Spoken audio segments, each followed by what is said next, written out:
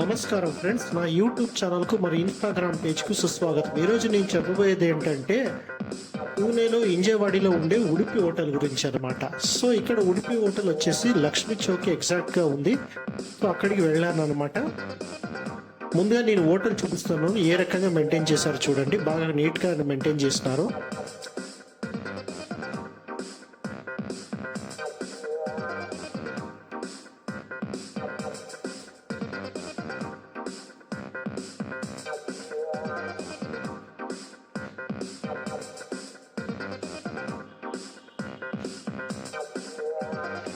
పన్నీర్ మసాలా దోశని నేను ఆర్డర్ చేసినాను అనమాట. సో మసాలా దోశకి ఒక హిస్టరీ అనేది ఉంది. ఆ హిస్టరీ దాని గురించి ఇప్పుడు చెప్తున్నాను చూడండి. ఇది ముఖ్యంగా ఎక్కడ స్టార్ట్ అయిందంటే కర్ణాటకకి తుళువ మంగళూరు వంటకాల నుండి ఉద్భవించింది అని చెప్తారు. ఇది ముఖ్యంగా ఉడిపి నుంచి స్టార్ట్ అయిందని అంటారు.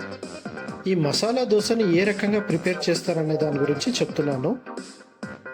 మసాలా దోశ వచ్చేసి దక్షిణ భారతదేశంలోని ఒక వంటకం. ఇది కర్ణాటకలోని ఉడిపి పట్టణంలో ఉద్భవించింది.